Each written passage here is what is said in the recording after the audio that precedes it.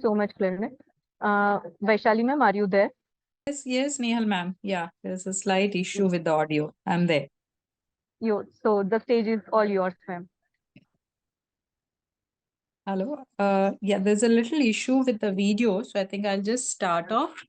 Okay, so Yeah, welcome. it's okay, ma'am. Welcome you all again to yet another live webinar of eGurukul under the project leadership of Dr. Yogesh Parikh sir. We also welcome Dr. Somsekhar Nimbalkar, who will be joining us now as an advisor on this forum. So today we have a session from GMC Surat.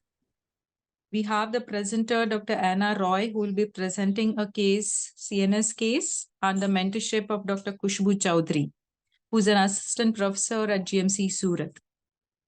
We also have two experts on panel today, Dr. Jhalak Shah Upadhyay and Dr. Kalpana Datta. So our first expert, Dr. Kalpana Datta, is a professor and HOD, Department of Pediatrics at Kolkata. She's also in charge of Adolescent Clinic and Director in HIV Care, Center of Excellence at the Medical College. She's a EB member of Central IIP AOCN, also a chairperson of Academy of Pediatric Neurology, and is a master trainer for pediatric HIV, RSSK, NTEP, and early childhood development. She has more than 58 publications on her name and also has authored chapters in textbooks. She's a reviewer of many journals. So we welcome Kalpana ma'am. The second expert we have for today is Dr. Jhalak Upadhyay, who is a consultant pediatric and adolescent endocrinologist at Endocare for Kids, Gujarat, of the Gujarat.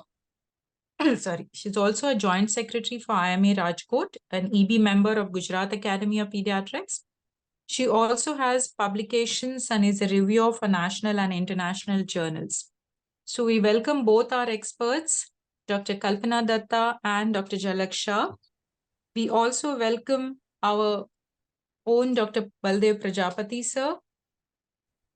And I think we have good experts today with our advisor, Dr. Somsekhar, as well as Dr. Baldev sir. So Dr. Anna, are you ready? Yes, ma'am. Yes, I'm ready. Yeah, so you can start sharing. We can start with the session. I thank IAP for providing me with this opportunity for presenting this case. It is actually not a CNS case, but still, I'm Dr. Anna Roy. I'm a senior resident in Government Medical College, Surat, and I'm doing this under the guidance of my assistant professor, Dr. Khushbu Chowdhury. The case is second slide. Second slide. No. Thank you. I'm presenting the case of Saira Ahmad. She is an 8-year-old female child hailing from Badoli, Surat, from Muslim community. Third slide.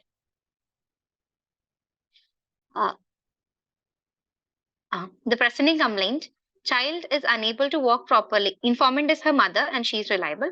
And she is giving the complaint that the child is unable to walk properly since the age of 2 years. And the child is not gaining height. And there is associated with multiple limb deformities noticed by the mother since the age of 1 year. The patient is not able to eat or hold things on her own. Next slide. Next slide. Going into history in detail, the patient was apparently normal till the age of 15 to 18 months and was able to sit, stand, and walk properly like other siblings, after which her mother noticed that her legs started getting bent and deformed. And over a period of 6 to 8 months following this, she developed a peculiar style of walking. Presently, she can't walk like other siblings and she can't wear slippers on her own because of the deformity. But she can climb stairs with support. Her hands started getting deformed with shortening and widening of her fingers, following which she is not able to hold things like other children. She can hold her arms above her head but cannot write or eat with spoon. She is shorter compared to her siblings and her friends, although she has gained weight properly. Her mother also observed that her backbone is slowly bending over with increasing age and height. Next slide. The child is able to understand and comprehend like other children. She doesn't have any difficulty in talking in full sentences and meaningfully. There is no history of any seizures or loss of consciousness, no history of any visual difficulty, drooling of saliva, facial deviation. There is no history of any back pain or sensory loss. There is no history of difficulty to get up from squatting position. There is no history of multiple falls while walking. There is no history of pain over the bony deformities. Next slide. There is no history of weight loss or apathy or irritability or edema. There is no history of laziness, decreased activity, lassitude, or cold intolerance or constipation. There is no history of multiple fractures with trivial trauma or bony pain over the deformities. There is no history of bleeding gums or petechia or purpura. There is no history of repeated ear infections, neck pain, or headache. No history of repeated hand movements or seizure episodes or rage episodes or psychotic episodes in the past. Next slide. Past history, there is no history of any multiple hospitalization, no history of requirement for any blood transfusion, no history of any TB conduct. Next slide. Birth history. The child was born out of a consanguineous, second-degree consanguineous marriage. And the antenatal history, it was a registered planned pregnancy of a second gravida healthy mother at the age of 25 years with 4 antenatal visits and 3 antenatal sonographies done, none of which was abnormal. The mother regularly took medications including IFA tablets and did not have any history of fever, UTI, spotting, PV, or even hypertension or diabetes mellitus in any of those 3 trimesters. Her blood group was B positive. Thyroid reports were normal, and there is no history of any blood transfusion during the antenatal period. Natal and postnatal period was also relatively normal. Full-term normal vaginal delivery at civil hospital, all attended by a pediatrician. The baby cried soon after birth, no history of any NICU admission, and the patient was discharged on the 3rd day of life with the mother. There is no history of jaundice or feeding difficulties later on. There is no history of any suckerus cycle, and the baby gained weight normally. Next slide. Family history, again, the baby was born out of a second-degree consanguineous marriage. The first child was a male child, who's presently 12-year-old, and second was our patient. Third was the another male child, 6-year-old male child. Both of the siblings do not have any excuse me, ma'am. Both of the children, sorry, previous slide. Both of the children does not have any similar symptom, and there is no history of any similar complaints running to the family, and there is no history of any abortion, stillbirths, anything in the running in the family. Next slide. Developmental history. The gross motor in the gross motor domain, patient attained head control about 4 to 5 months. Rolling over about at 5 to 6 months. She started sitting without support at 8 months and standing without support by 1 year, and even walking properly by 15 months according to mother. And she even started running by 18 months. But then the child developed a difficulty in doing everything. And currently her DQ is 0.25. Fine motor domain, the pincer grasp was not achieved because of the deformities of her hands. She still uses unidextrous grasp to hold things. So her current DQ is less than 0.5. It is 0.06. Language, she can speak meaningful, complete sentences, can recite poems, tell stories, and give meaningful answers to logical questions, and her current DQ is 1. Social, again, she can play in group, gives attention in her class, and can wait for her turn, listens to elders, and her current DQ again is DQ is 1. So it's an isolated motor regression. Next slide. Immunization history. She has taken all vaccines according to the universal immunization schedule from a nearby Anganwadi, and there is a marker documentation is present. In diet history, the patient is having a mixed diet. There is no dietary restrictions or food allergies currently. And her total intake for 1080 kilocals and 21.5 gram protein, which gives a deficit of 36% of calories and 27% of protein. Next slide. In socioeconomic history, she belongs to a lower middle class family. According to modified Kupaswamy's classification, she resides in a Pakka house with 2 earning members and total of 6 members in her family. There is no overcrowding. Next slide. So to summarize, our patient is an 8-year-old female child hailing from Bardoli, Gujarat, born out of a second-degree consanguineous marriage, came with history of neuroregression, isolated to motor domain since the age of 18 months, upper limb and lower limb deformities, and inability to gain height like her siblings. And there is also a history of backbone deformity. On detailed history, it was evident that the child had achieved developmental milestones normally till the age of 12 months at least, and after that, there was loss of the achieved milestone due to the increasing skeletal deformities in all 4 limbs, which was not associated with any trauma or fractures, and the patient has intact intellect, language, and social functions. So what are your DDs here? Ma'am, it is a case of mainly short statures with skeletal deformity mainly. So the issue is skeletal deformity, because of which the patient is having motor regression. So it can be any genetical condition, but it can be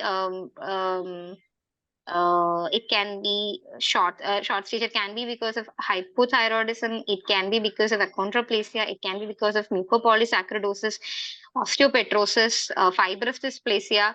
All these conditions can cause skeletal deformities and thus lead to regression also. Hypothyroidism does not cause skeletal deformity, but it causes neuroregression after birth, which may be noticed only after birth.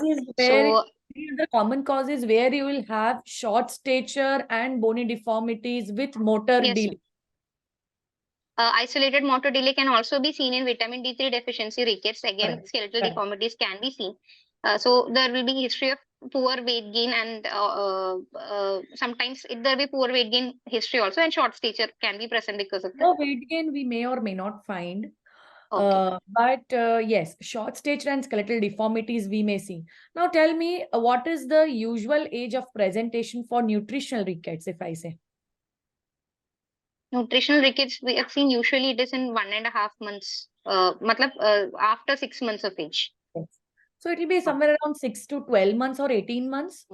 So that's the usual age of presentation. So your child pretty well falls into that if the child is not very well, you know. So what I wanted here is also the intake of milk and also vitamin D, whether the child had received. Because when we come to the history, at present, yes, the common things first, we would also think of rickets because the child had short stature with bony deformities, right? So history of milk intake is important. You have taken a good diet history, but there should be a milk exposure also, and vitamin D was also important at this stage. Any sun exposure or vitamin D if the child has received. Usually we what is the dose of vitamin D? How do we give them after birth? 400 international units per day. Till what age? At least till 6 months of age they should be. No. So the guidelines are, the new guidelines are released by that was released last year, January 2023, and 400 units per day till 1 year of age. It's mandatory. Okay. After 1 year, what is the recommended allowance? Like how much should they get after 1 year of age? RDA, vitamin D3 ka, I don't remember exactly. Anybody else can answer. So till 1 year of age, it's 400, and after that it is 600, right? But as of now, it's recommended to give till 1 year of age, right? Yes. And anybody who can tell me what is the time when you receive a good vitamin D exposure from sun? So what will you 10 advise? to 3, ma'am. Yes, correct. 10 to 3.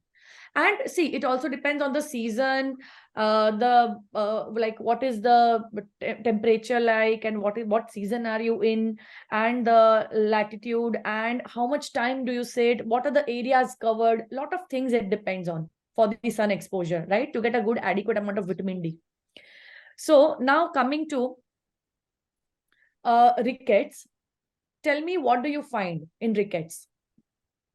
From top to toe, From how do you head to describe the bony deformities?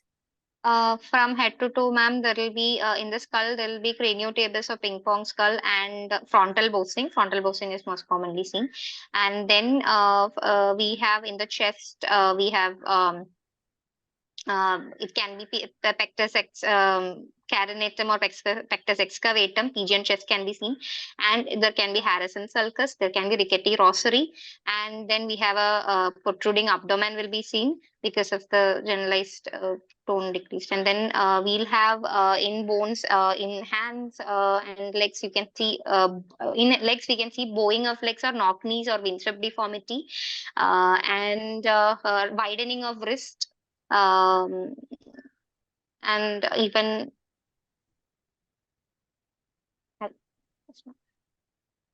Okay. Good attempt. Anybody else can also add if they want, or any student. Fine. So Delayed dentition. yes, correct. Delayed dentition also. Now, double medial malleolus. Yes, somebody has commented. Very good. Even anterior fontanelle, they are open. That you can add. Yes. Now, tell me, what do you mean by short? There was a comment by you, which was that the parents thought that the child was short as compared to her siblings. Now, how do you compare with the siblings? Because siblings are of different age. You usually compare with the peers. But the mother's actual complaint was that the 6-year-old younger child is actually taller than this child. Yes, very true. Because the parents have children, so they know at 6 years what is the age like. So that is why they feel that the younger one is taller. And now they experience, now they really know that, yes, there is some problem and we need to consult that. So correct. Otherwise, we usually compare with the peers. Yes. So now, tell me, what do you mean by short stature? When height for age is less than minus 2 SD of the expected mean, or when it is less than minus 1.5 standard deviation from the mid-parental height, or if the growth velocity is falling less than 25th percentile. Did you plot the growth chart for this child? Yes, ma'am. In the anthropometry, I have plotted. So have you taken it in the case? Yes, ma'am. It is included in this presentation.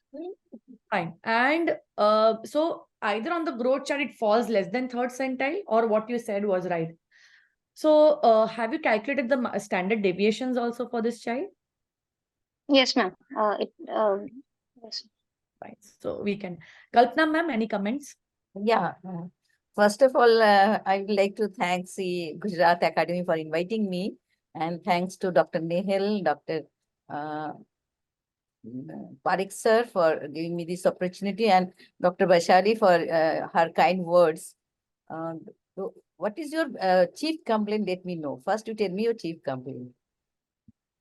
Ma'am, the patient's chief complaint is not able to walk properly like other children. Not able to walk properly. And not gaining because of the deformities. Yes, it is because of the deformity, not because of the, it is not a neurological issue. Not a neuroregression, first thing. Okay. In neurological case, either there will be defect in the center or in the spinal cord or in the fibers and the binaural junctions and muscles. So there's no myopathy, no issues.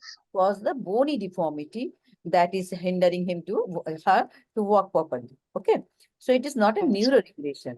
It is unable to walk due to bony deformity. Now, as Dr. Jalal is nicely asking what are the causes of bony deformity, and you were answering, I was listening to this. Second point is unable to walk. So why there's unable to walk? Bony deformity, how much bony deformity was there, which is hindering her to walk, whether because of the knock knee or because of the genu varum or valgum, anything? Yes, ma'am. In examination, there is a genu valgus, so that is why she was not able to walk properly. On history, now and also flat foot is there. Here we are on the history only. So that's important why the baby is not able to walk. Is it a painful condition, painful or some mechanical problem? So there's a mechanical problem for walking, isn't it? Yes, ma'am. Yes, ma'am. Okay. So now this is a musculoskeletal system which is involved. Yes. So as she was, you were discussing the disease of musculoskeletal system involvement, like rickets and other disorders, like other mucopolysaccharidosis disease and other disorders. Like and I should not forget about that osteogenesis imperfecta also. Osteogenesis In imperfecta. history, because you said abnormal limbs, so the bending, maybe the malunion. Yes, ma'am. So there is any trivial trauma leading to fracture, that should have been asked. So one Yes, thing ma'am, I'd like to ask, you have asked in the history, there's no history of blood transfusion. That you have rightly asked, but I want to ask why you have asked this. And How you could- osteopetrosis also Yes, can very present good. with anemia. Yes, that is what I wanted to know. So in osteopetrosis, they will present like a severe anemia, and they need a regular blood transfusion. So Yes, that is a thing you have asked rightly. So, but you should know what is the correlation. Okay, now I think there is no other points in history, because as she has already discussed about the vitamin D and all those to be taken in the history only. Whether they're vegans, they are indoor, they play the outdoor game, they go outside or not, all that sun exposures and other bony deformities can happen with the different disorders. Okay, thank you. Any history of convulsion? No, Any ma'am, no history of memory loss? seizures. Any history of memory No. loss? No. What loss, ma'am? Memory loss, cognitive functions. No cognitive function decline, ma'am. Intellect and You cognition is cannot say no perfectly. cognitive function in history. So you say any history of Yes, ma'am. memory loss, or whether then we will be doing in the examination. So I think this is all about the on a history basis. Now tell me the examination part. Okay. Coming into examination, general examination, alert, active, playful child was examined in sitting position under sufficient light. Her temperature was normal. Pulse rate was 78 per minute, regular, good volume, normal character without any radial or radiofemoral delay, and all peripheral pulses were equally palpated. Respiratory rate of the child was 22 per minute. It was regular, thoraco-abdominal. And BP in the right upper arm, sitting position, it was 108 over 72 millimeters of mercury. There was no pallor, icterus, cyanosis, or lymphadenopathy. Next slide. Next slide. Head-to-toe examination revealed the skull had macrocephaly. There was no frontal bossing or trinotibus, and AF was closed. Face showed a flat nasal bridge with large saddle nose and fleshy large lips. The eyes had eyebrows were bushy, and there was no specific slant and there is no visible corneal clouding right now. The ears are normal. There is no macroglossia, no chiliosis, stomatitis, oral ulcer, and the patient is having good dental hygiene, but the teeth are wide spaced. There is no hyperpigmentation, café au lait, or petechia or ecchymosis present in the skin. There is a short neck is present, but there is no webbing. The nails and hair are normal. There is no low hairline or anything like that. The chest showed broad ribs. It was broad ribs, and the chest was a bit actually not perfect. Pigeon chest was not there, And but do you have the the picture of the ribs. patient?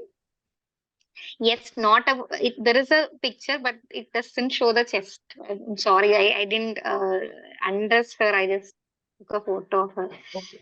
I'll show you the photo last. And the extremities showed short, stubby fingers and toes, and the ape-like thumb with widening of wrist. And there was genuvalgus deformity in the legs, and there was flat foot also. There is no trident finger, no shortening of any metatarsus. Spine showed kyphosis over the lumbar area, and the external genitalia was normal female genitalia, and the SMR staging was stage 1 with pubic hair, breast, and genitalia. Next slide. Anthropometry revealed a normal weight 28 kg in the 50th centile. Height was 110 centimeters, which was less than 3rd centile. BMI was 23.14 kilogram per meter square, and it was normal to the age. USLS ratio was 0.9. Her normal ratio must have been 1. It is slightly lower. And arm span is 108 centimeters, almost same as height. Mid-parental height expected was 153.5 plus or minus 2 centimeters. Next slide. Next slide. This is the growth chart in which we can see the height is below the 3rd centile and weight is coming in the between 50th and 75th centile. Have you not plotted the mid-parental height range? What is the target No, height? ma'am. Did you got the MPH, but you didn't mention the target height, no? Did you take the height of the parents, as you have said, MPH? Yes, ma'am. So, You did you plot the target height? No, ma'am, I did not plot the MPH. I just plot. MPH and target height. Why did you take the Oh. MPH? What is the importance Um, of taking the MPH? Because in all cases of short stature, we should first rule out familial short stature. Only then we'll Yes. have to go to So how other you pathological causes. interpret the MPH?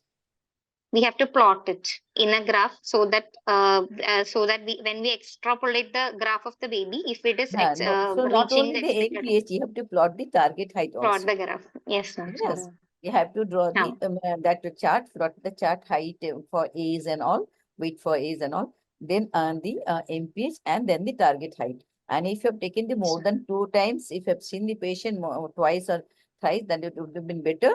They can draw the height velocity. Yeah. Otherwise, at Yes, one time, yes. it is not possible to take the height velocity. Not yes, ma'am. Yeah. So at least you should plot the MPH and target height. Yes. Okay. And in all cases of short stature, you just write it down. Chronological age, what is the chronological age? What is the height is? What is the weight is? And then think what could be the etiology. Yes, sir.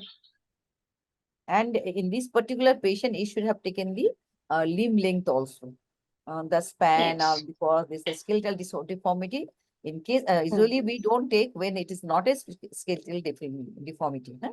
But in case of skeletal deformity, you have to take upper segment, lower segment, arm spans, limb length Yes. ratios and all. Okay. To know the different type of spondylolisthesis. Yes, sir. Okay, continue. Okay. Next So slide. where I wanted to ask something. Where do you plot MPH? Because you have forgotten plotting it. Where do you plot on the growth chart? Yes, like you rightly pointed out. That is very important for the postgraduate, no? Yes, yes. Ma'am, at the age of in this case, it is a female child. So at the pubertal spurt, we have to plot the mid-parental height and then extrapolate the graph of this child to meet it. So if it is not following up, how did you calculate the MPH? Father's height plus mother's height divided by 2 plus minus 6.5 plus or minus 2. Okay. Then as she has asked, where you will plot the MPH? Where you will put in the graph? In female child, it should be plotted in at the 6. Pubertal spurt, wherever there is a pubertal spurt expected, we have to plot the height there and then extrapolate. Is it related to pubertal spurt? Or you're plotting because of you wanted to know the target height? What the baby will achieve? We have to know the target height. Yes. So that you can guess whether it is following, whether what is the cause of further short stature or delay in growth. Yes. Okay. Yes, it is for adult height or the achieved height at the 18 years of age. 18 years of age. Others can also speak up. Dhaval is replying, but Dhaval, you can talk. It's okay. You can unmute and tell us. Continue, Jalak. You want to ask anything? So you plot your MPH, you calculate. So whenever you get the MPH, when you calculate, this is the girl. So fathers plus mothers minus 13, the whole divide by 2. Whatever you get is the MPH. But what is the range? So that is plus or minus 6. Plus or minus 2. 6 centimeters. Okay. I think you got MPH as 153, if I'm not wrong. Yes. So the whole thing, so you go up to 18 years, you go on the line of 18 years, and this is the centiles what they have written. Ek baju centimeter on the graph, one side you have centimeters, one side you have centiles. So you go up at the age of 18 years and you put it at whatever centimeter you get, 153. You put a dot there and plus or minus 6 is the range. So 153 if you have got, that means 147 to 159 is the range. The final height will be this.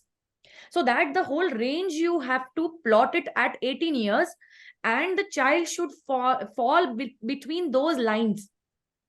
So if my child is between 25th centile to 75th centile, the MPH, then my child should also grow between 25th to 75th centile, like that. Got it? Now, Okay. what you have used are pediatrician friendly growth charts, right? How many growth charts do you know about? WHO growth chart and IAP growth chart. Correct. And if you know preterm, how do you monitor? Preterm Fenton's. So we use Intergrowth 21. Okay? Intergrowth 21 for them. Then you use WHO and then it's IAP. Now, what we have here, what you have marked is WHO and IAP combined. That is why you have from 0 to 18. Yes. Right? It's combined. But better to use, if the child is a younger one, a toddler, use WHO because you have head circumference, everything. And they are not here. If you look at the lines, till 1 year of age, they are very much near. So you'll not be able to know exactly the centiles. So yes, this child is 8 years, so good, you have used these. Now, look at the MPH calculator which you have on the chart, right? So these are pediatrician friendly because if you do not have time to calculate the MPH, you have a nice MPH percentile calculator. So what do? Whatever mother's height and father's height, you put a scale matching mother's height and father's height. You put a scale and wherever that scale, the middle line, MPH centile line, which you see on the graph, the middle line, if I put a scale like this, my middle line, where does it cross? That centile I have to plot here on at 18 years. Okay. Okay. So that is how you're supposed to plot. So if you're busy and you don't have time to calculate MPH and MPH centile, like the range, what you do is MPH percentile calculator has been given and you put a scale you put it on the mother's height and father's height. And wherever it intersects at the MPH calculator, that is your MPH percentile. You put it on the 18 years and then you mark the range. This is how you do it. Okay. And what else do you have on the growth chart? You have one more thing on this was MPH calculator. The other box you have is weight for height. So this is if you are busy, a pediatrician is busy in the OPD, you don't have time to calculate BMI. This is one more thing which you have, weight for height, and you calculate and you get to know whether the child is underweight, overweight, or obesity. You have 3 lines. So this becomes quite easy and quick so that you don't have to calculate everything when you are really busy in the OPD. So these are the new pediatrician friendly growth chart which has been newly launched. So up to 5 years. Sorry, yes, ma'am. Yeah. Up to 5 years, we'll follow the 0 to 5 years, we'll follow the WHO chart. And above 5 years to 18 years, you should follow the IAP chart. And that IAP chart is standardized by having a study not only from India. There are 5 countries. You should know the growth chart, how it is been derived and on what is the policy, guideline behind this growth chart. You should know a bit about that because you are doing all those are postgraduate students. So I think this should have been taught in the class also. Because it has been for all the breastfed children without any complication and there were no emotional deprivation from different countries, including the India. So that's why we follow the IAP growth chart up to 18 years. Clear? And thank you. The growth chart will give you some clues. Am I dealing with chronic disease? Am I dealing with endocrine disease? Am I dealing with the other shortest stage, tallest stage? Am I doing the nutritional or constitutional or familial? If you know the proper plotting of the growth chart, that will be very clear for your shortest stages. Yes, ma'am is very right because look at the weight. The child is doing really well. Now, when you are dealing with a case of short stature and the weight is good, you know you are not dealing with any chronic systemic illness. Right? So plotting over, growth chart should not be only at once. You should have it serially recorded. When we have serial records, we can come to know quickly when is the child suffering from, like if the child has chronic illness, you know that the child is coming down in centiles in the weight, height, everything. So you come to know. Here we know that the weight is good. So the child doesn't have any chronic systemic illness. Otherwise, your weight would also have been less. Now tell me other thing. How do you measure upper segment ratio? How do you do that? That's very important.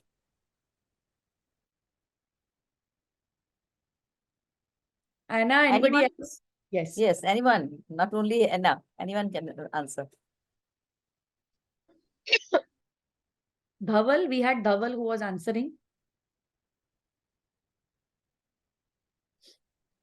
We have to take the we have to first of all total height is measured, and then we have to measure the lower segment, and we have to minus it from the total height and then find the ratio. And how do you take the lower segment? Pubic symphysis to the heel. So you ask the child to stand against the wall, Stand. feet ankle touching, and then from the pubic symphysis to foot till the Foot. end you measure Heel. and then minus it. Okay, what is the normal upper segment to lower segment ratio at birth? 1:7.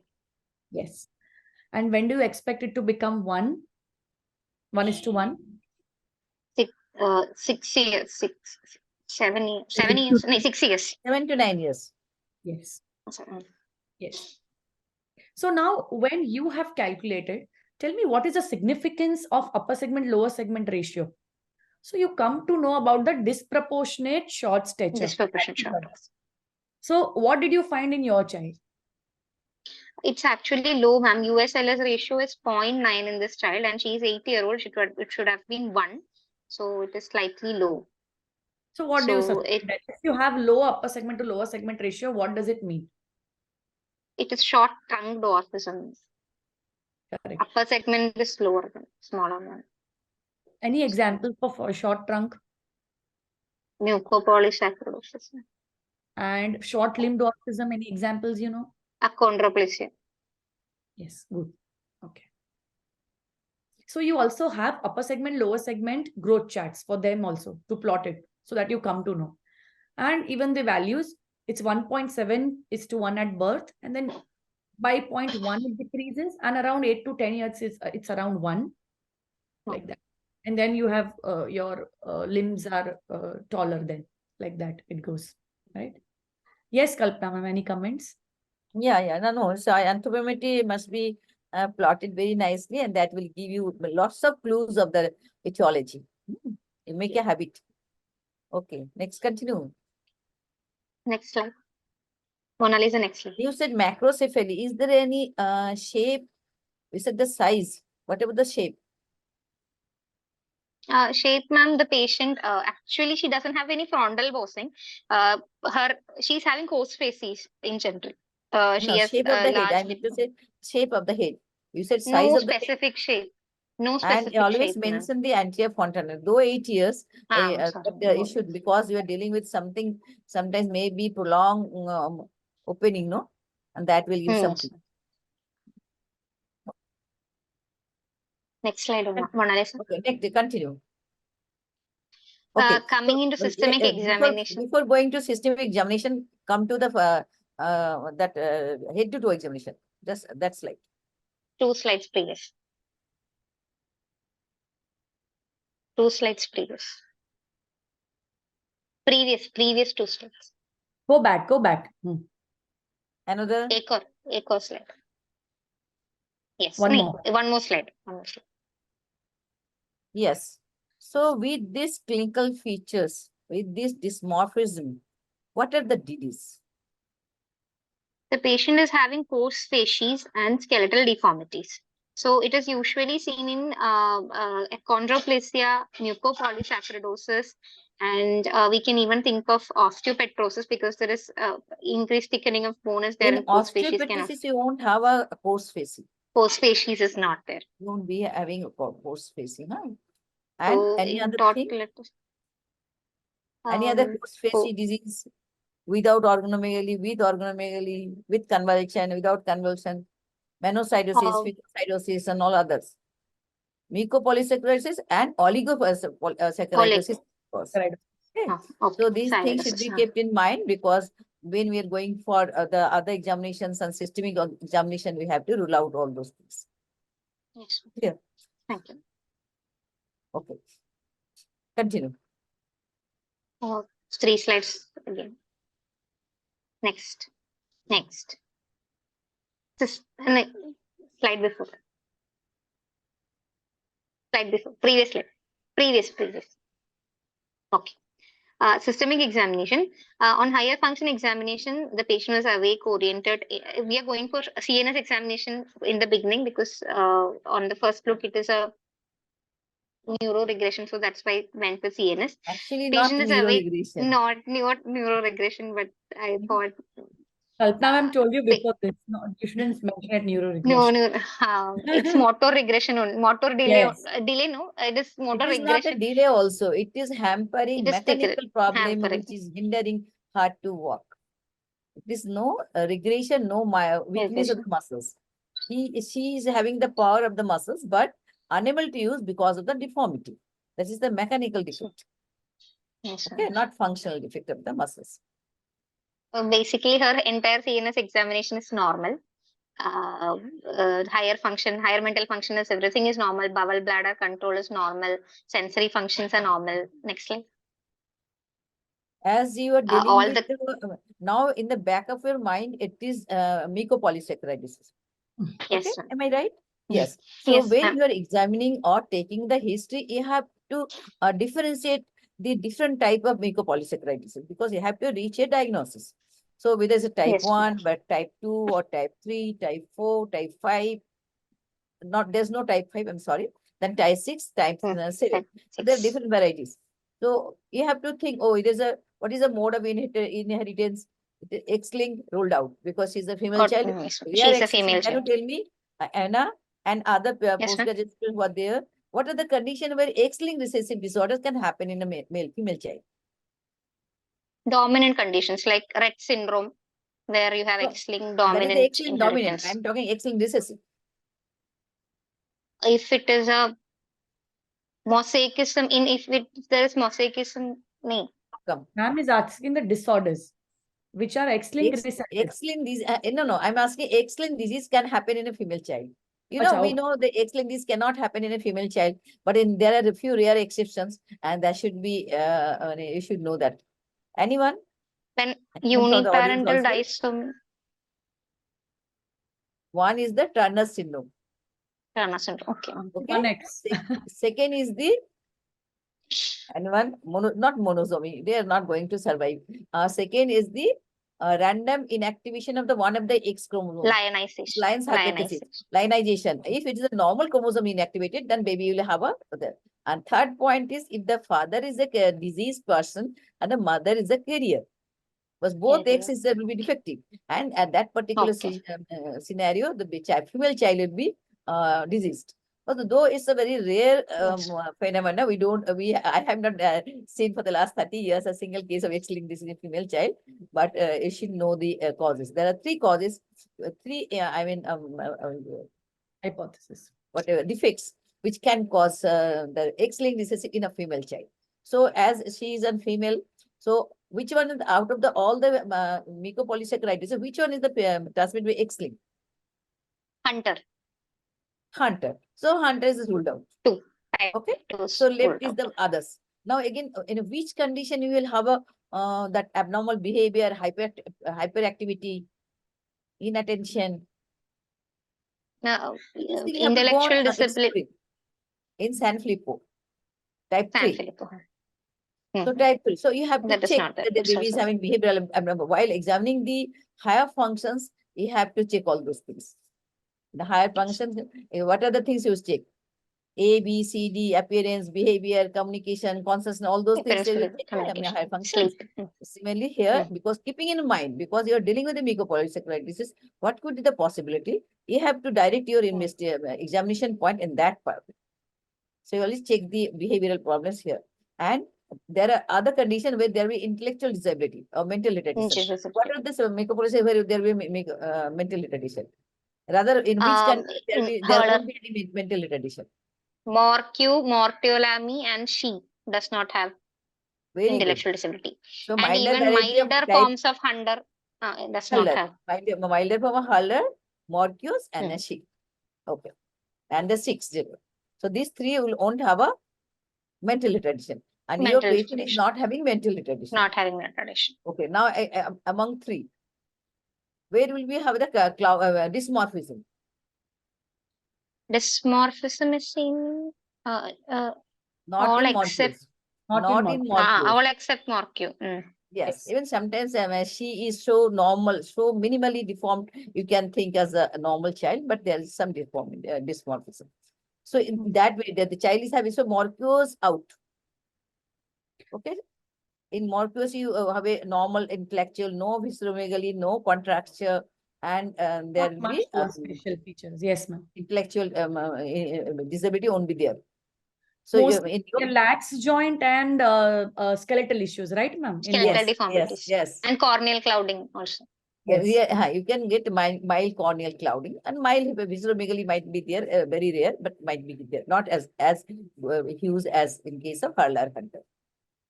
Okay, so keeping all those things, you go on examining the patient and continue. So neurology, you have to check the It's mental actually retardation, normal. IQ, and behavior, because you have to rule out the different type of mucopolis. Okay, so neurology is normal. All the neurology Actually examinations. Okay. Next So slide. don't say central nervous system. I see all very often all the residents and all over India, they write examination of central nervous system. No, you are examining both Nervous central and system. peripheral. And It should be peripheral. examination of nervous system, not central Nervous nervous. system. So you will say the examination Sorry. nervous system, then all the points. So okay, continue. Next slide. Again, superficial reflexes are all normal in bilaterally. Tone, bulk, DTR, everything is normal. Power, ma'am, all joints, all muscles were having power 5/5 except the palmar grasp. She's not actually able to give a strong palmar grasp because of her short fingers. So that is an issue. It was not assessed. Next slide. All other signs are absent. Sorry, no cerebellar signs, no sensory signs, no meningeal irritation, no involuntary movements. Next slide. Actually, in other systems, there are findings. Serious, the apex is shifted outwards. It is in the fourth left intercostal space and at the midclavicular line. Wait. When you are telling CVS, you are going to examine the precordium. Yes. Okay. So you have to say any bulging or not. That's very important. Inspection. Don't go directly auscultation. Don't use this stethoscope first. So first, what is the examination finding on inspection? Palpation, then apex beat, you said palpation, then we will come to the auscultation. Okay. So is there any deformity in the chest also? Yes, there are broad ribs and there is a chest deformity. It is not proper pectus excavatum, but there is a minor form of excavatum is there. I guess that is because of the underlying bulge is there or not? Because you are going to examine not just the precordial area, entire chest is having a bulge. Because of the Not, kyphosis. You can say there is a bulging. It may be apparent bulging because of the kyphosis. Kyphosis. Okay. Next is and the on inspection, there was no visible pulsation, anything. On palpation, again, the only finding I got was apex was shifted outwards. That was in the fourth left intercostal spit at the midclavicular line. It should have been medial to the midclavicular line, but it is at the midclavicular line. On palpation, no other thrill. What is the type of the apex? What is the type of the apex? Normal apex. It is not hyperdynamic. It is not hyperdynamic or tapping or anything like that. Normal character. Either hyperdynamic or tapping is normal. Either hyperdynamic heaving or tapping. And normal is a tapping. So if you are not getting, it's a normal. Normal is tapping. Okay. And on auscultation, S1, S2 is present and the it was other not. points in the palpation. You have to concentrate on all the thrill. I thought I was telling the positive. There was no thrill. There was no any bulge again. No, there are 4 points to be seen in the palpation in cardiovascular: apex beat, thrill, parastral heave, and pulmonary thud. Palpable P2.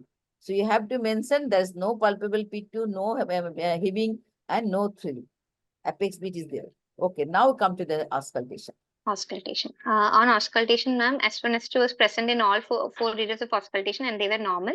The murmur was present, ma'am. It was grade 2 pansystolic murmur, heard best in the mitral area, and it was radiating to axilla and it was loud in character.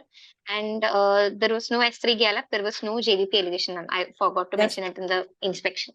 Just a minute. When there is a pansystolic murmur, how come the heart rate, and you should be telling the pansystolic, how come the apex beat is normal? It's not that maybe either hyperdynamic or hyperheaving type. It should be hyperdynamic, no? Systolic murmur is there. That was a 2. Pansystolic murmur. That means both heart sounds are not fast. When you say the pansystolic, when it starts with merge with the second heart sound or start with the first heart sound. The both Hassan won't be audible distinctly, separately, if it's a pansystolic murmur. And when you are dealing with the megapolysaccharidosis, you are expecting there may be valvular lesions, either multiple Yes. mitral valve or aortic valve, or Aortic in valve. each variety there will be a cardiomyopathy. Sometimes there will Yes, be ma'am. hypertrophic obstructive cardiomyopathy, and they can die suddenly, sudden cardiac arrest. Sudden cardiac arrest. So you have to keep in mind and keep an eye on that. So examiner will be concentrating when you are telling the pulse, because you said these type of features with what is the pulse, what is the type of apex beat, because it is shifted means towards the right side, towards the mid clave away. That means there's right ventricular Right hypertrophy. ventricular hypertrophy. So how come the apex beat will be normal? No, well, You're missing something. Okay. Radiating to axilla is quite my murmur is quite obvious, and it is radiating to axilla, but no thrill. no Thrill is thrill. It's only grade 2. okay. Grade Okay. 2. Then continue. Then, ma'am, in perabdominal examination, it was soft and non-tender. There was no visible swelling, no visible dilated veins, and on palpation of liver, there was hepatomegaly present, almost 4 centimeters below the right costal margin, and the liver span after percussion of the upper border was 11 centimeters. Again, not higher than what is expected of age. And splenomegaly was also present. The spleen was just palpable below the left costal margin, and notch was palpated. Okay. And respiratory system, there was no abnormal respiratory pattern. Chest was clear, no added sounds, no issues in the respiratory system. So which variety of mucopolysaccharidosis you won't have visceromegaly? In Again, Morpheus type 4. in mild only. Morpheus is only mild visceromegaly. You won't get, or actually, if you at all get, it is very minimal. Okay. So what is your summary of the after examination and history taking? Next slide. 8-year-old female child, the same history. It was isolated motor regression since the age of 18 months because of skeletal deformities in upper limb and lower limb. The patient is not gaining height while she is gaining weight properly, and there was also a history of backbone deformity also, which the mother noticed, and the patient has got intact intellectual, language, and social function. With no history of any family, no significant family history or birth history.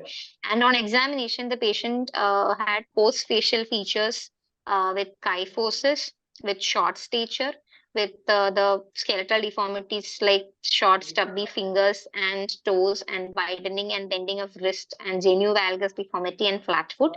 And systemic examination revealed no neurological deficit, but the CGS examination showed grade 2 systolic murmur and apex shift. And for abdominal examination showed mild hepatosplenomegaly. So to summarize, next slide. Next slide. No diagnosis? Next. Provisional diagnosis? So, ma'am, so it is isolated motor regression due to skeletal deformities, probably skeletal dysplasia, and which is associated with kyphosis, short stature, and there is cardiac involvement and mild.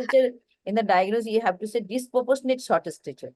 With disproportionate. Dysmorphism, disproportionate short stature. Dysmorphism and disproportionate short trunk, short stature, and there is also a cardiac involvement, most probably mitral valve involvement in the form of MR, because it is typical murmur radiating to axilla. Again, in cardiovascular, there are some rules, no, to say the diagnosis. Whenever the diagnosis and history, whatever you say in the examination part, history taken all, summary will tell you how much you know. So summary is very important information of your brain. So the more intelligent you will be, the more accurate summary will be, and the diagnosis. So here the two parts. One is the skeletal deformity, so it is dysmorphism, disproportionate short stature.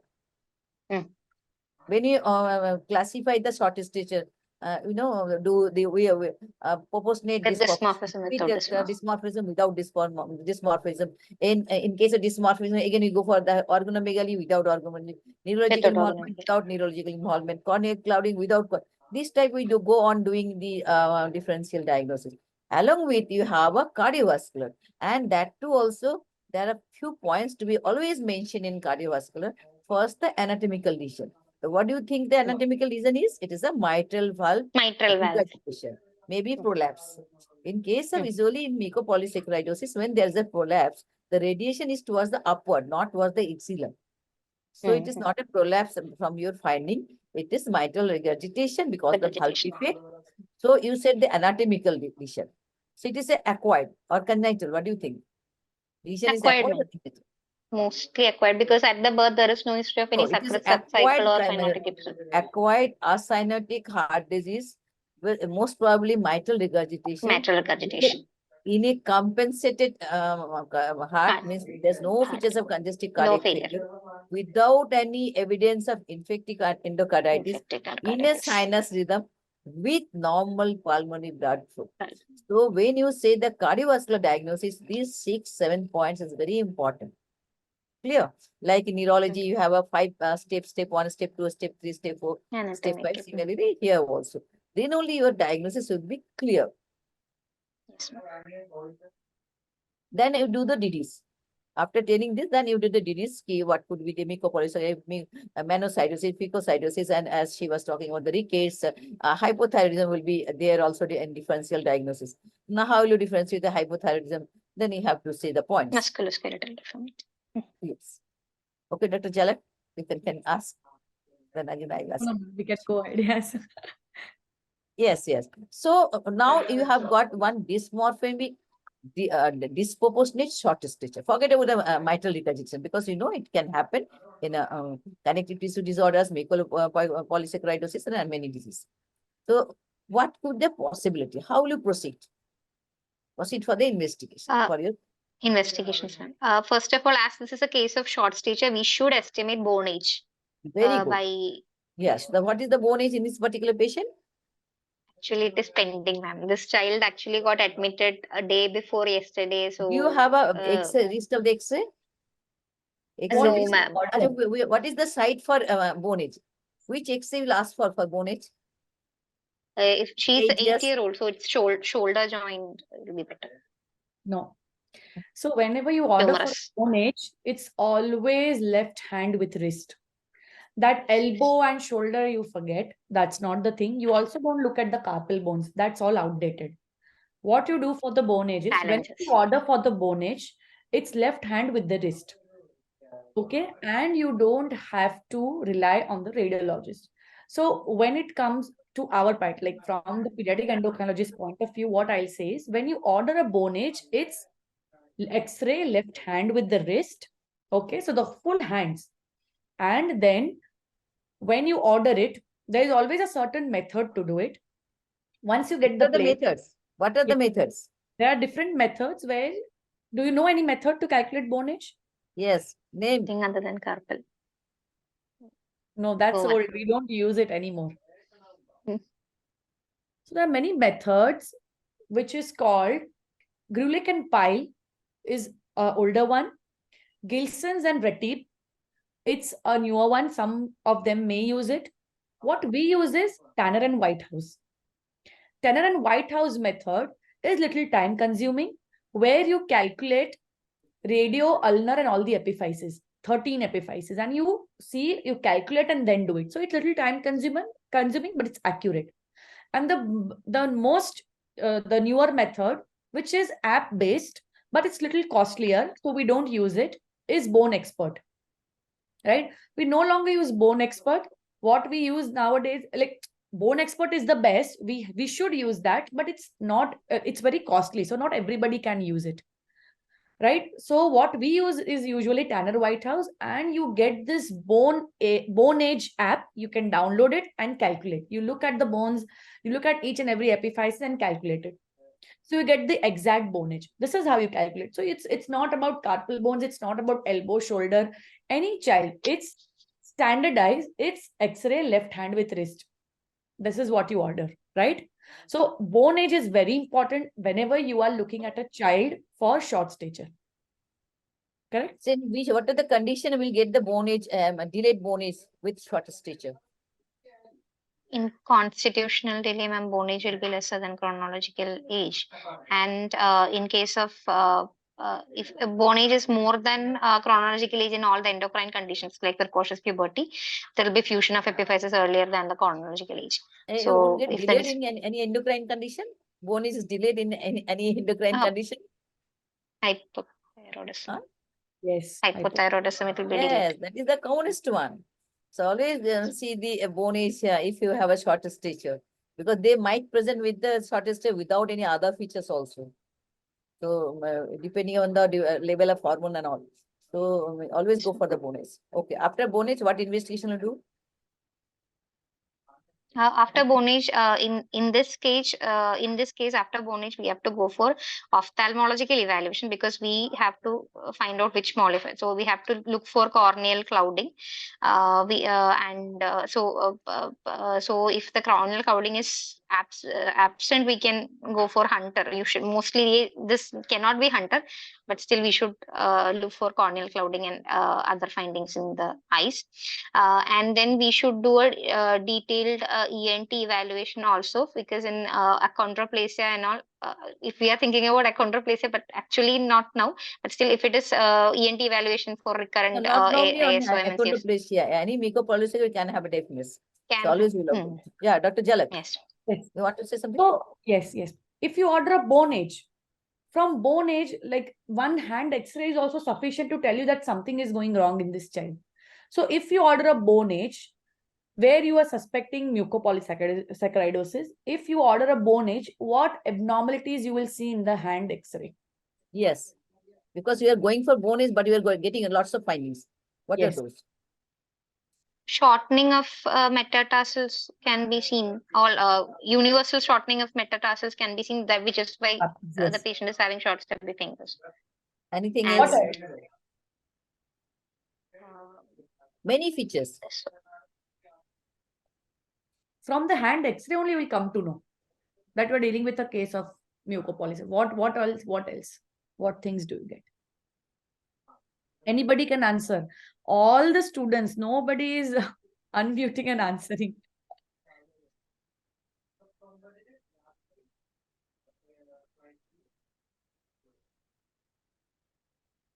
So Jalak, you can say to where she's not telling.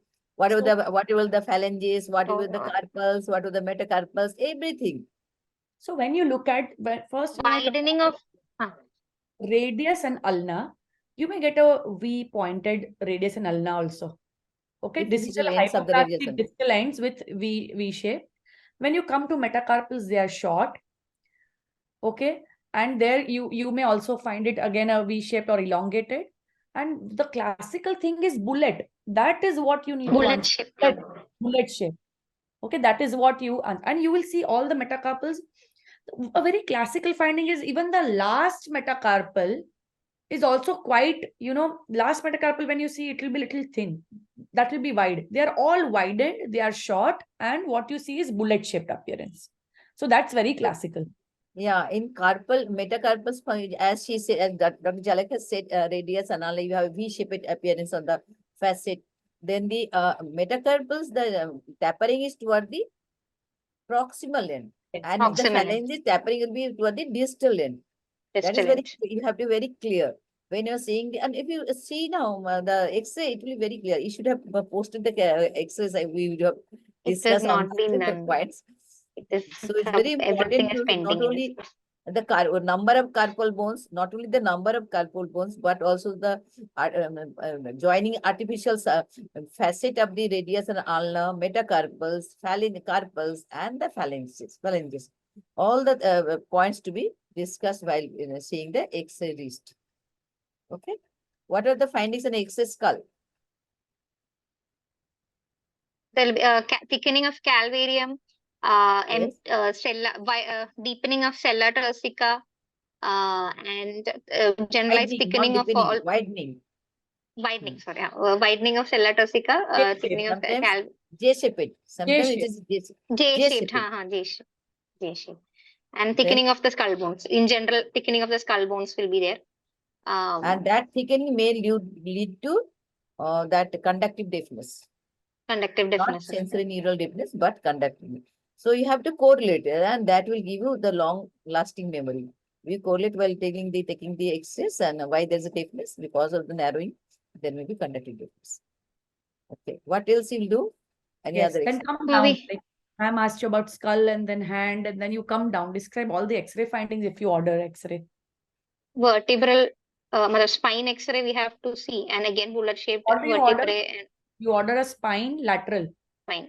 Lateral. Always What do you see? mention the Bullet shaped vertebrae, and then bullets in the there'll be vertebrae. yes, bullet shaped vertebrae was also. In this case, it's just that Vertebral bodies will be bullet shape. ovoid, and there is Ovoid. and there will be narrowing the spinous process. You will see the beaking. Yes. Beaking of vertebrae. Beaking of And there vertebrae. is central And beaking the also skyphosis and inferior scoliosis. Yes. So that Okay. is central beaking or inferior beaking. Okay. What will be the X-ray of pelvis?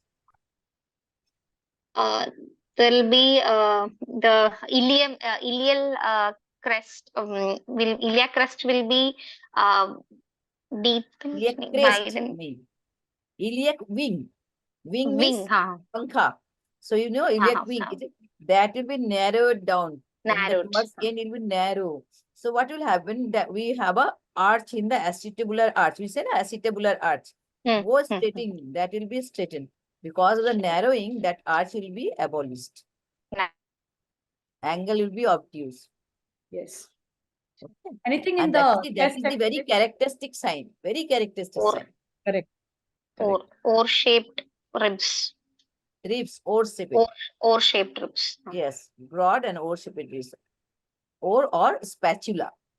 Spatula. That means one end is the narrow, one is the One wide end end. is As wide if end. the oar is in the boat, you know. Or is Have you seen the oar in the boats? Have you Yes. been in the boating? Yes. Yes. Yes. You'll remember that. It is look like the one end is the narrow, one end the wide end. Then is the Like a wide end. spatula. So or a spatula shape. What else? Anything else you'll get? In the skeletal part, all I the don't- diaphragm is widening don't of wrist remember again. anything else. Dr. Jalak can add. I don't remember anything else more. Yes. Most of the things we have covered. So Okay, yeah. this is, from the X-ray hand only, if you order bone age, lot of things you will understand that what's happening. Yes. Then when you see, even if one X-ray hand, when you order bone age and you find this is not normal, you can order skeletal survey. Now, what Yes. things do you order for skeletal survey? Now you tell me that in a child, any child whom you are suspecting a skeletal dysplasia and you want to order X-rays, what X-rays will you order?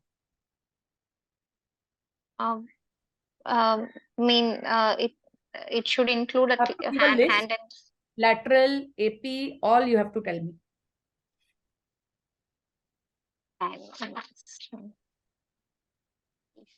Please explain. Okay. So next investigation.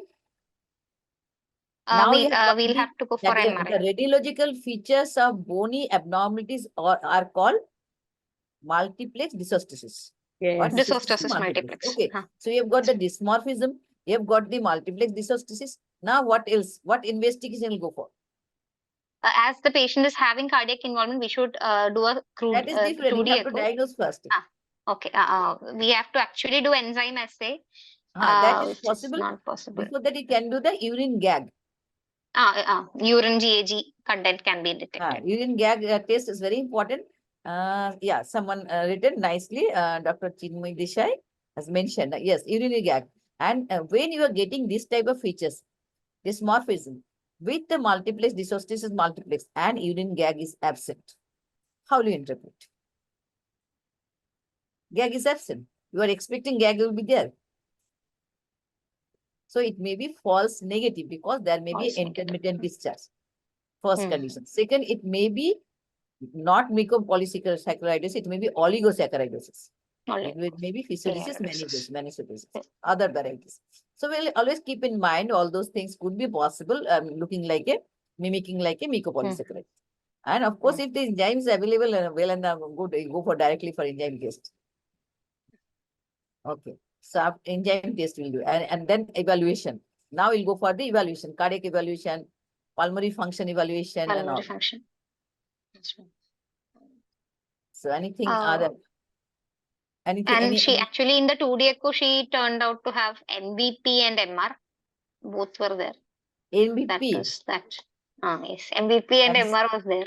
I told you, no, MVP is very common. Mitral valve prolapse is very common and usually in the posterior valve. So they regurgitate up, not towards the axilla.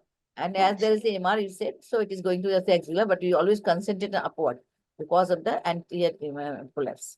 There's a mitral valve prolapse is there, very common. Okay. And in So- we did a spine MRI and it showed the typical vertebral one thing I deformity. would like to say, when you are getting a MR, always look for the infective endocarditis in echo. Because that's very important because MVP is there, MR is there, turbulence is there in the mitral valve. So there are chances of endocarditis. The baby is having fever and not and all. That must be ruled out. Okay, next. So you'll go for the color Doppler also. Yes. Okay, next. And next slide. Next slide. This is the child, ma'am. This is the photo I told you, like it is. So it is actually, ma'am, it is a mixed kind of picture. We are not able to pinpoint into a single mucopolysaccharides right now. So we are planning to do a enzyme Yes. assay. Okay. So Yeah, now for its whole exome sequencing. okay. You have to do the genetic testing because the therapies are available in India. So now tell me, what are the types of MPS or what are the genetic metabolic disorders where the ERT can be given? ERT means enzyme replacement therapy, not enzyme replacement therapy. antiretroviral therapy. One of my residents wrote ART, antiretroviral therapy. I said, write down ERT, they write ART.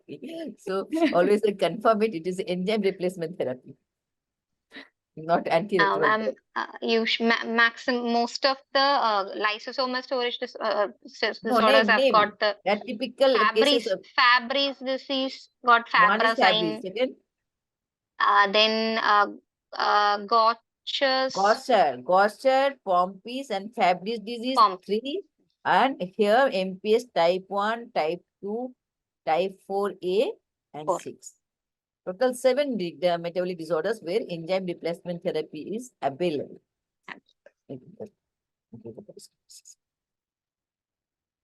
So, what are the other treatments? Stem cell transplantation, is it possible? Stem And cell what are the transplantation. what are the MPS where you can go for the MPS transplantation and you can get In Hunter, ma'am. HSCT is in Hunter. Hunter and okay. Now you suppose you've got the C type or whatever 6 type C 6 or 1 and all. So how do you explain the parents the prognosis? What is the prognosis? You have to explain the prognosis also. if in this case, I guess it's a milder variant of some this thing. So we have to actually explain about the issue of short stature is not going to improve, about the neuroregression again, motor regression again, it's not going to improve, and skeletal deformities we cannot actually correct that much, and the heart. Main thing is about the heart. Can't you do The patient. motor regression? Can't you? There's no regression actually. Don't utter motor regression. It is a mechanism. So can't you do the reconstructive surgery? Yes, ma'am. But that Was it the mechanical defect? There's a bony defect. So we can do the at least it can make the corrective surgery and mechanical corrective surgery. if it can be restored. So you always say the gross motor functional scale. In case of while dealing with the JMFC, this type of handicapped patients who are incapable of doing normal activities, you always do the gross motor functional skill. So what is the gross motor functional skill in this patient? Because that will give you the prognosis and the mode of therapies and physiotherapies. Ma'am, it is the patient the is able to. classification of gross motor functional skill? Yes, ma'am. It is either So- wheelchair bound. There are 5 classes. It is level one is the patient can do everything on his own, can walk and climb stairs. And second, they require support, not like the other normal children, but they require support, but can walk and climb stairs, etc. Third thing, they can climb stairs. They cannot climb stairs, but they can use walker and sometimes wheelchair, but they can do it on their own. They do not need a helper to do the They same. can socialize. 4 is and 4 is when they cannot, they are actually chairbound and require somebody else for the Wheelchair. Somebody else mobilization. to help And them to last one ambulate. is not at all. Last one is actually Institutionalization. immobile Last one is the completely. institutionalization. You cannot keep the child at Institutionalization. home. You Yes. have to admit in any institute. So that is This the child is actually level 1 or 2. level 1 or 2 as per Mm. your history. So that you have always write in the diagnosis the gross motor functional skill, because that will give you clue what type of remedial therapy and the physical medicine, physiotherapy you are going to provide. So I think anything else? It's a good case, nice presentation, nice discussion. Thank you. So Dr. Yes, Dr. Vaishali, you have any queries and any you can ask to Dr. Anna also. Yeah, thank you, Kalpana ma'am. Thank you. Thank you, Dr. Chalak. It's really nice discussion, very interactive. And I think what the PGs need to remember is they can't forget the basics. So just simple things like plotting growth on the growth charts gives a lot of clues which would help in your diagnosis. So let's not forget our basics and take clues from our simple histories and examination. So thank you, both the experts. Thank you. Thank you very ma'am. much. And thank you all the audience. Yeah. And thank you, Anna, for nice presentation. yes, Thank Anna, you. Thank Thank you. you so really well. much. Good efforts. Thank you Thank so you. much for having me here. I thank everyone. Thank you so much.